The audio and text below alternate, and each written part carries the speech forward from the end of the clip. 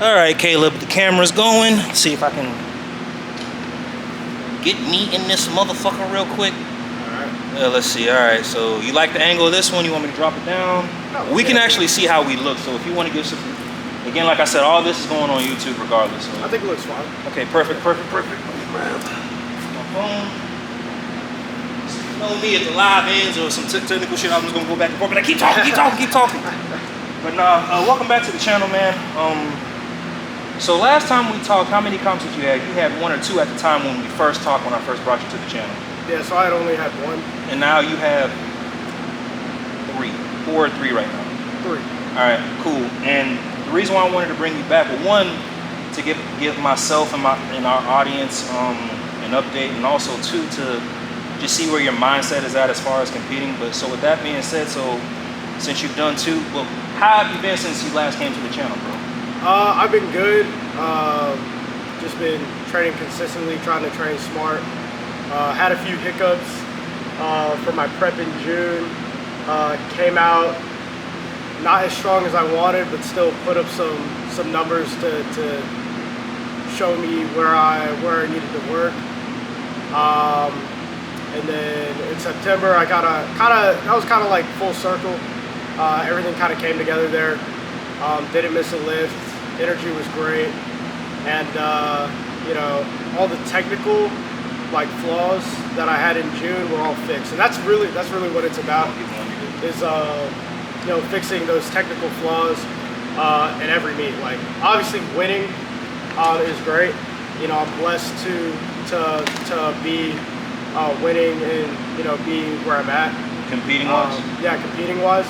But in the long run, I think what powerlifting about is just being better than what you were last time, and not only getting stronger, but like fixing those small things that may have been hiccups whenever you last competed. So when you first competed, how long did you take a break before you got on the platform again in June? Dude, it was 2 years. Sophomore year of college, 2 years. If you don't mind me asking, why did you take, there we go, we're good. Why, making sure it's still hitting record. I got you. If you don't mind me asking, like, so we'll say 24 months.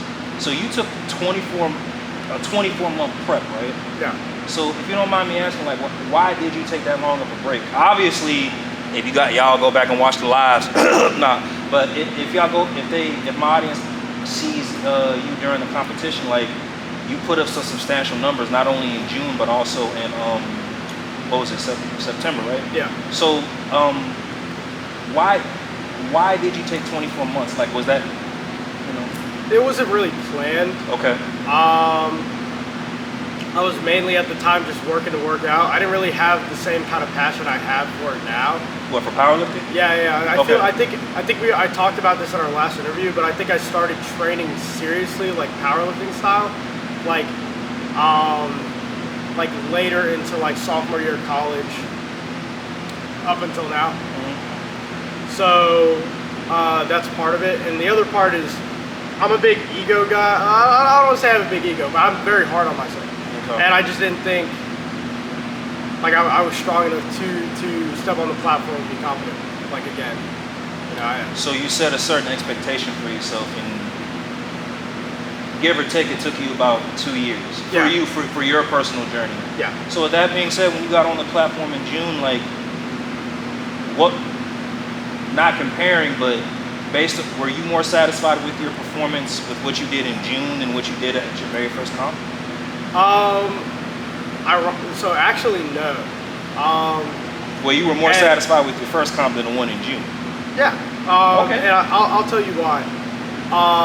Obviously I was stronger,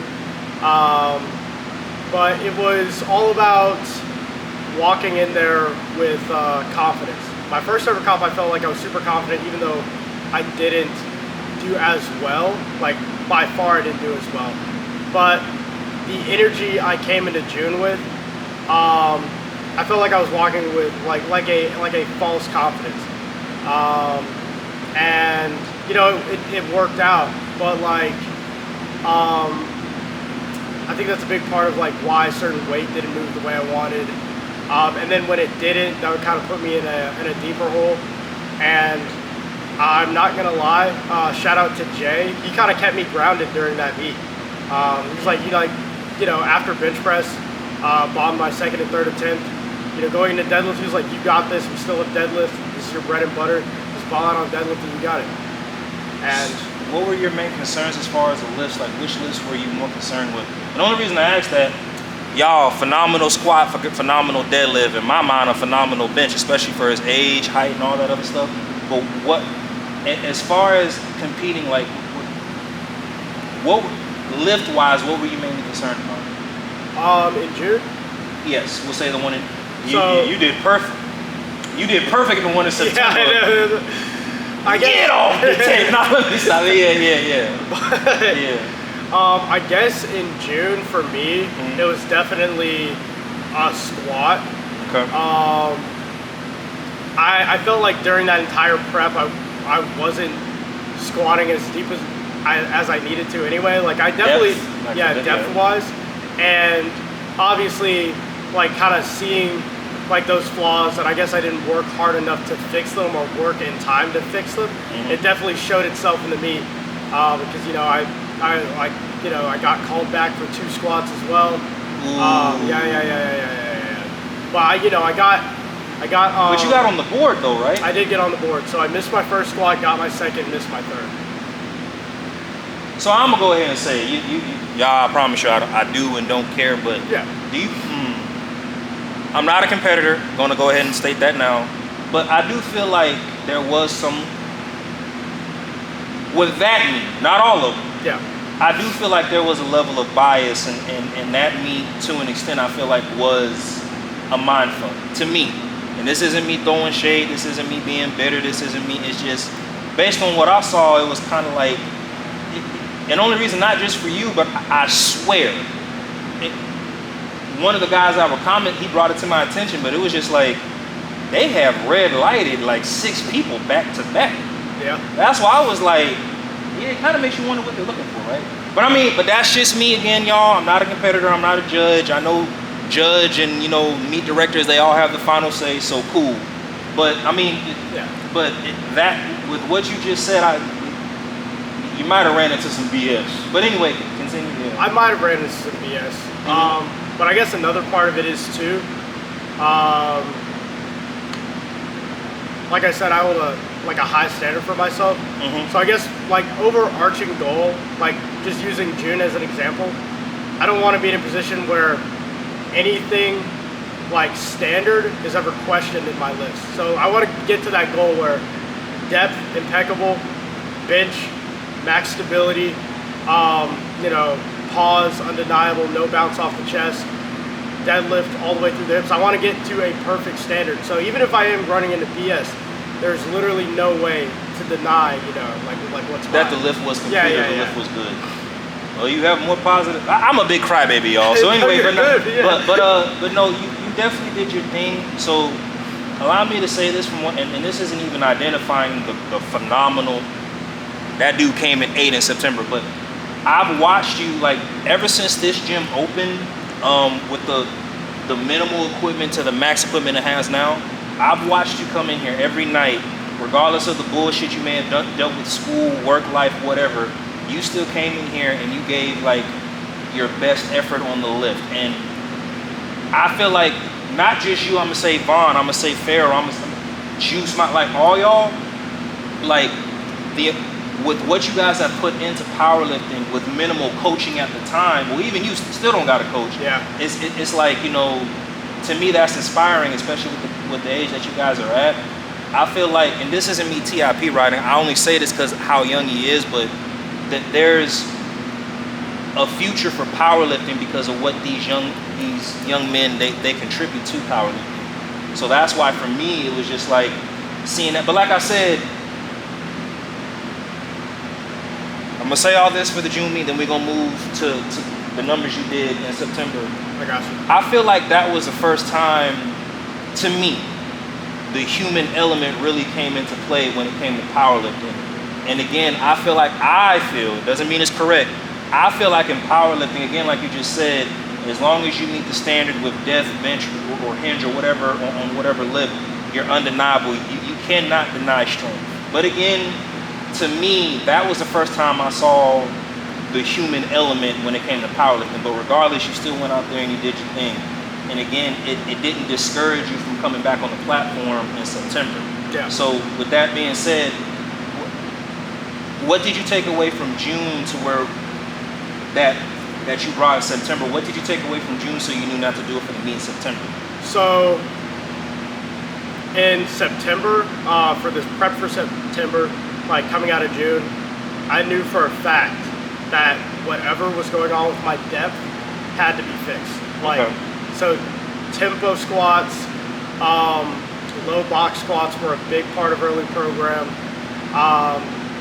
Just, you know, knowing what it feels like to be deep in that hole, and using like I'm sorry, I had to, yo. Anyway, yeah. And knowing what it like anatomically, like what it feels like, you know, going through the range of motion from a deep squat, like, you know, your from your calves to your glutes. Your calves to your hamstrings to your glutes, so the extension with your quads. You know, the squat, you should feel almost your entire leg throughout your squat, whether you're squatting high bar or low bar. It's just, you know, what muscles are, you know, dominant in your squat when it comes to those two styles. So I really kind of broke down my squat, especially because I'm someone who I've always considered myself a good squatter. Missing 2 squats in meet was just unacceptable for me, and I held. See, and that. Never mind. I said I'm gonna stop being a crybaby. It's just so as hard as you are on yourself. It's just like again, it's continue. I'm sorry. No, you're good. I'm sorry. You're good. It's just I don't want to say I can confirm or deny like the human element. Yeah. I might have, you know, thought some calls were bullshit, but but at the end of the day, it's up to the judges to you know, say what standard is. If I wasn't standard, it is what it is, you know. I got you. And so I went with that mindset, and I was like, you know, regardless of whatever the human element was, there's something, if there's something I have to fix to make my lifts undeniable, to, you know, whether I have to get deeper, whether my walkout has to be more stable, whether my knees weren't locked out enough or whatever. Because another thing, I never really got the actual calls from the judges. I never asked like what was I called on when it came to the squat. So I literally broke down my squat. Like I broke down. So I guess you watched a lot of the videography there and just studied yourself more. Exactly. So allow me to ask you this: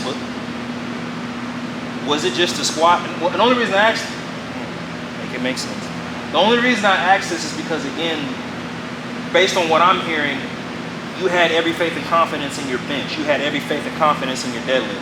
So it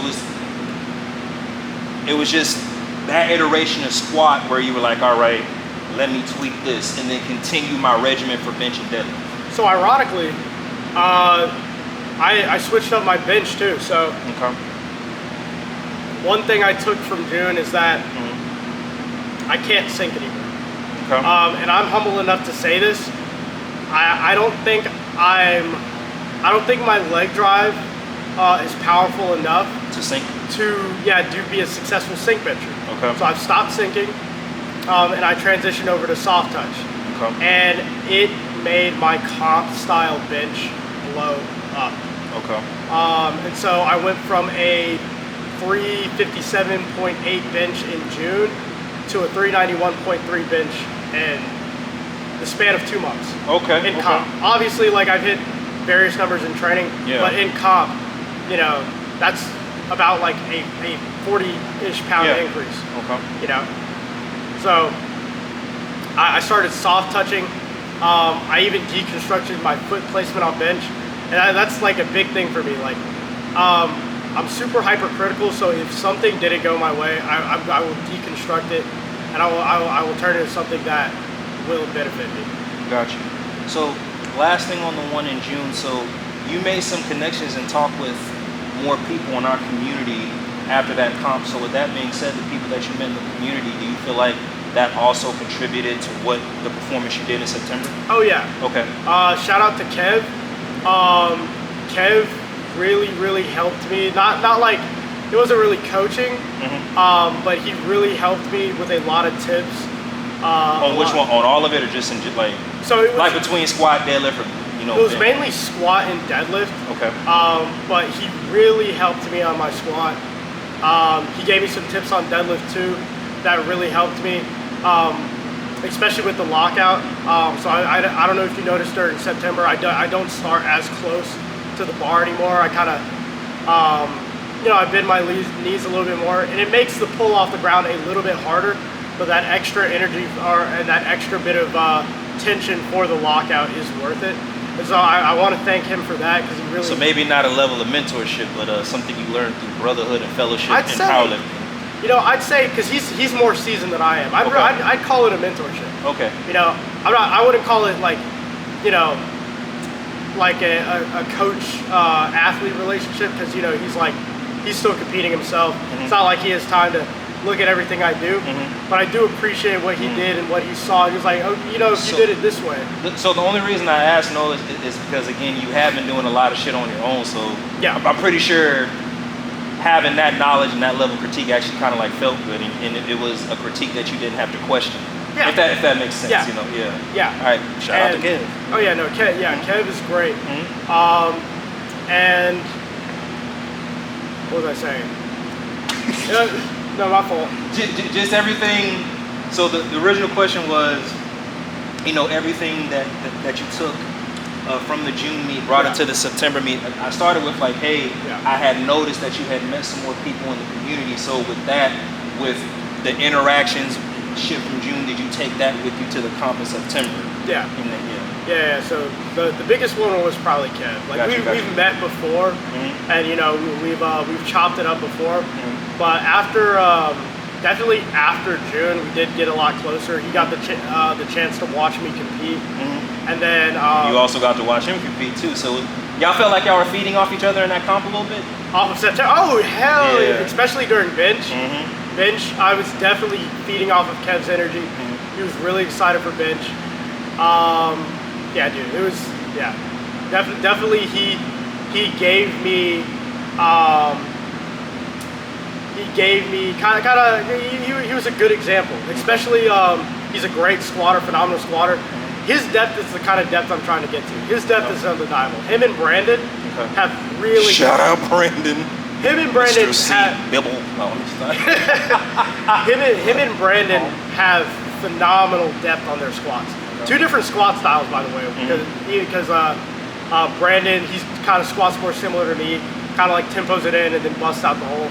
And then Kev, he's definitely much more like a dive squatter, kind of up and down, right out there.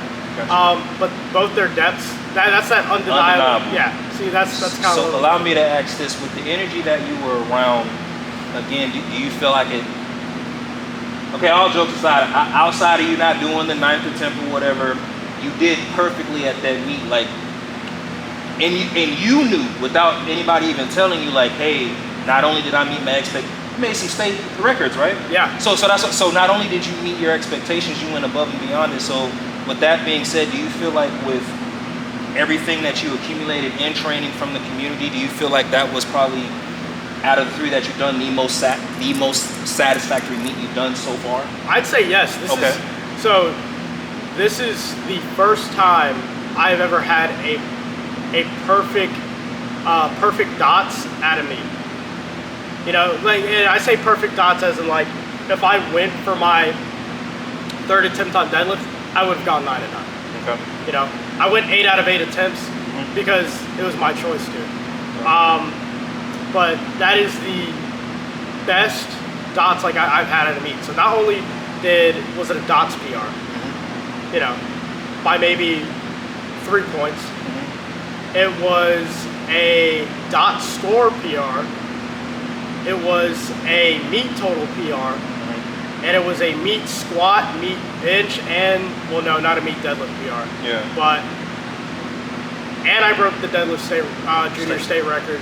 and I broke the junior total state record. So there were so many things going for like that went well. That like it's undeniable. It's definitely my most satisfactory. So between the one you did in June and September, how does your body feel? Do you feel any level? Just generally asking, because I don't know, because I'm a competitor. I can only know based off what people have said. Yeah. But there's a level of strain and fatigue doing back-to-back meets, right? Oh yeah. So right now, currently, how does your body feel? And I think again, this all goes into kind of like how I approached it too. After June, I jumped straight back into it, which was a mistake. Again, like I consider myself still green in the sport. Gotcha. I'm not ashamed to say, like, when I do something stupid, and I can look back on it and say, like, okay, that was pretty stupid. Okay. I basically jumped straight back into training. I was excited to be back in the gym. I wanted to lift heavy, lift what I wanted, not worry about thinking about attempts. I just wanted to. So you felt like there was a load off you at the end of the day? Yeah. Okay, yeah. And that leaded to training not feeling the greatest. You mean like right now? No, or in general? Yeah, like after June. June. And I didn't talk about this, so this is like not really off the record, but I don't know if you guys notice it, but I tweaked my adductor. Ooh. Yeah. Okay. During the prep for September because of me being an idiot. Gotcha. Straight after June. Okay. And that's another thing I had to kind of. Ooh, so that kind of weighed a little bit heavy on the psyche, huh? Yeah. Okay, so okay. That's another thing I had to work around. But how I'm feeling after September, I'm definitely taking because now that it's I'm in the off season, and I don't compete. National qualifier too, y'all. But anyway, yeah. So now that I'm in the off season, and I don't compete again until May, I'm really taking much more of a power building approach to training. Okay. So it's a lot more tempo bench, not really anything heavy. I'm doing a lot of Smith pressing movements. Okay. Just trying to get my musculature and muscular endurance up for my next prep that's probably going to start in February. So allow me to ask this. So Nationals, that's the one in May, right? Yeah. So allow me to ask this, like, what's your expectation for the Nationals? Like, the only reason I asked, I haven't live streamed for a Nationals yet, y'all, so I don't know. I can only assume, but that's a grander scale when it comes to powerlifting, right? Yeah. So do you feel like if not yet, do you feel like there will be a level of pressure you'll feel going into that? I mean, there always is. Like, even going into September, I was nervous. There's always going to be like that first lift jitters. But it's not about like how we feel. It's about like what we do about how we feel. Okay. If you're afraid or nervous, is it going to keep you from doing what you want to do or what you want to be successful in? Or are you going to take that fear or nervousness and be like, all this means is that I care about what I'm doing. I don't want to lose in what I'm doing. And then just use that to push you harder. So allow me to ask this for when you go, probably like a duh type question, but are you going to try to take a team with you, or are you just going to go by yourself solo dolo? And the only reason I ask is because, again, I feel like community is a big thing in powerlifting. I feel like it's always nice to have that support there. Now I get it, everybody has lives, not everybody can stop, but if you can, are you going to try to take a support group with you, or are you just going to be like... I do plan on taking a support group with me. Okay. I know that my mom does want to come to this one. Okay. And it'll be out in Texas. It's out in Texas. Yeah. I want my buddy Alex to come with me too. You've met Alex, really good buddy of mine. He's like a brother to me. Jay, another really good buddy of mine. He's like a brother to me. Your actual support team, even now? Yeah. Gotcha. Literally my actual support team. Yeah, you remember Jay actually handled me in June, if you remember.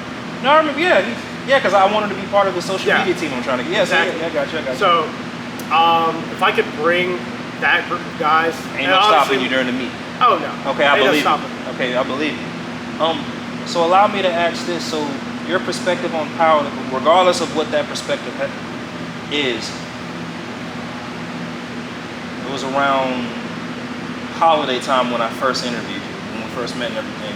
Has your perspective on powerlifting changed between our first interview to everything that you have done now? The trials and tribulations, the community, the accolades, all that other stuff. Has your perspective on powerlifting changed? I wouldn't say it's changed, but I do, not that I wasn't already taking it seriously, but I do have a completely different mindset when it comes to training. Okay. If this were me, when we first met, if it were an off season, you would see me in here loading, 565 on squat, over 350 on bench, and over like 620 on deadlifts, and that's just not how I'm. And that's in training, huh? Yeah. Okay, bet. And that's just not how I'm approaching an off-season training anymore. Because I realize, to be successful at the sport, a big thing of it is longevity. If I hurt myself because I want to lift big, exactly. Okay. And I'd say even in the short time it's been, I've become a lot wiser in the sport. Obviously, I still have a lot to learn. I'm probably always gonna have that mentality. Even 3-4 years down the line, I'm always gonna tell myself there's still so much to learn. But that's just because I have a passion for this sport. I want to know all the ins and outs. I want to experience all levels. If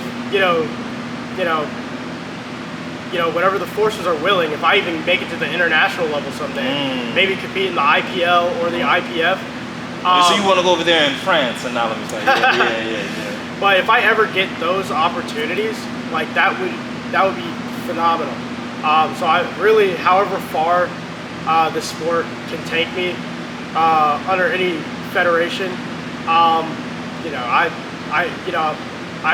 have open arms for it. So with I know I asked you this before, but so instead of 3 things, we'll do it to 1. What's one thing right now you don't like about powerlifting, and what's one thing you absolutely love about powerlifting right now? So one thing I don't like about powerlifting, I don't like. Can I say 2 things? Because 2 things bug me about equally. Okay. I don't like that people try to gatekeep powerlifting. So you can do that in powerlifting then. So you opened the door. I'm sorry. I gotta ask you. So with the don't like aspect, right? So with all the knowledge that you've gained and everything, how can one gate, in your own words, how can one gatekeep in powerlifting? Well, I feel like there are 2 ways. Okay. I always hear the term like, if you haven't competed yet, you're not a powerlifter. And as someone who's competed, so you hate me then? No, I don't. I'm sorry. I don't entirely agree. Now, if you don't plan on competing, then you're not a powerlifter. You're just a guy who likes to lift heavy. Continue. But if it's just that you haven't competed yet and you train to standard and you know that your goal is to compete, you're a powerlifter. I hate people that try to gatekeep the word and make it something so specific. I've even heard it to the extreme where people say, if you don't compete in the IPF, you're not a real powerlifter. Even if you've competed in a different federation? Yeah. I've heard people say that. I've heard people say that. You won't have to tell me who said that after I turn off this camera. Like, yeah, but I've heard who the fuck said what? Anyway, I've heard people. So these numbers that you can see and look up don't count, is what you're telling me. Yeah. So you're saying the numbers that are on openpowerlifting.org aren't for other powerlifters? Like, see, it doesn't make any sense. That's 2 versions of it. Another thing, because I'd say 2 things. I don't like about powerlifting is I don't like the stigma that it has. Like, a lot of people think powerlifters are unathletic bro jocks that are kind of dicks. I mean, as you would say, let's call a spade a spade. Let's call a spade a spade, right? Yeah. So, and I'm not gonna lie, a lot of that stigma is deserved just because of certain people in the community. And I totally understand, but from the majority of powerlifters I've met, even before I was powerlifting, from the majority of powerlifters I've met, they are probably one of the most humble, most dedicated, and some of the most intelligent, like biomechanically, athletes that I've met, you know? And like when they talk about powerlifting, they're not just spewing out bullshit like somebody, just pick it up, bro. Like, no, it's not like that. Yeah. It's not like that. And there's so much science behind it, and there's so much science behind the sport that I hate that a lot of people from the outside just think it's some caveman strength ooga booga guy pick up object. It's so much different than that. There's actually so much technique and time and other things outside of just being like genetically strong or having raw strength that go into being like successful in the sport. And you know, I hate that not only does that stigma keep people away from the sport that would be interested, but also it continues that cycle of people who shit on the sport into not seeing it as something legitimate. And I have hate you heard that from so lifters much. and non-lifters? Like generally asking. I have.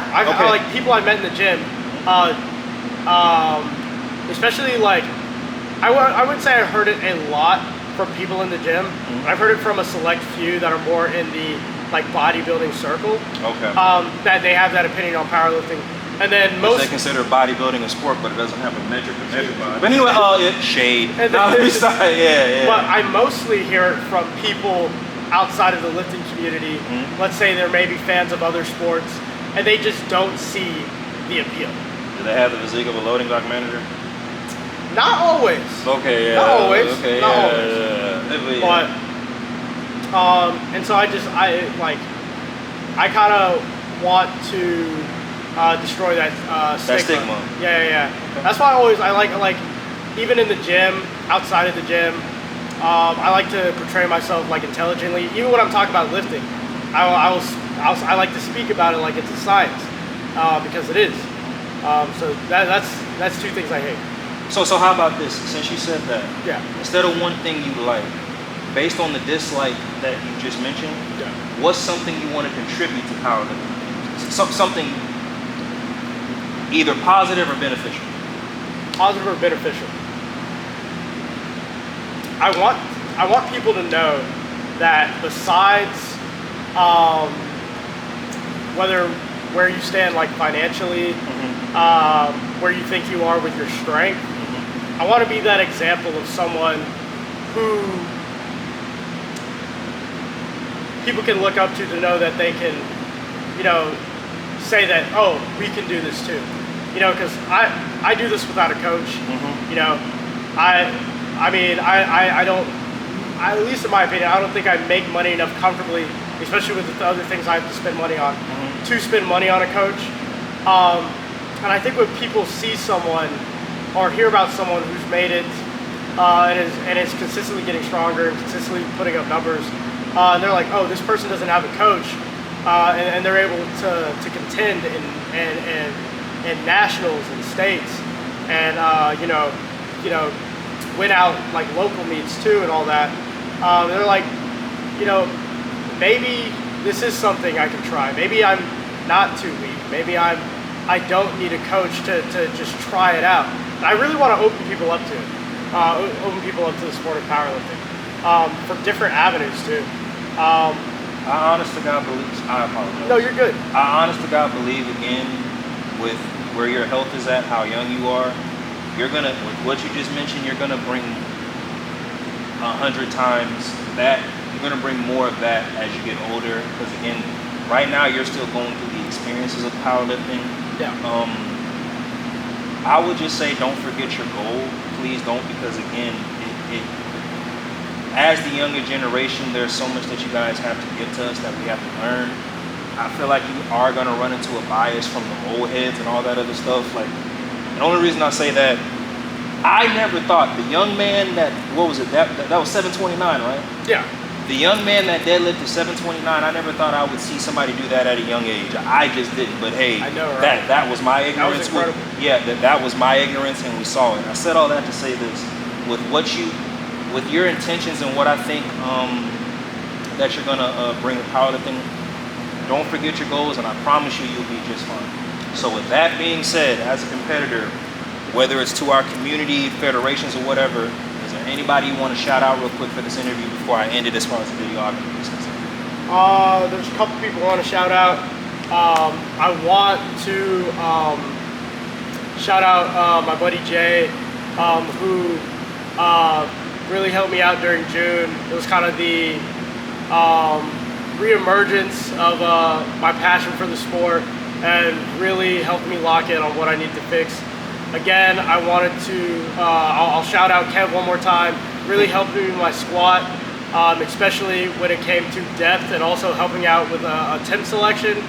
I want to shout out Brandon for being the dog. You know, that 700-pound squat, yeah, he was eating, bro. And I want to shout out you guys for watching. You know, you guys are great. RJ has a really good community, whether it's from the powerlifting side or even the cosplay side. It's a great community. He's a great guy. Appreciate it. Hey man, thanks for coming. Thank you for giving me the sit down. As far as the videography, we out. The live, I'm finna mute. I got some questions, but I really appreciate you, Caleb. Hey, no problem, dog.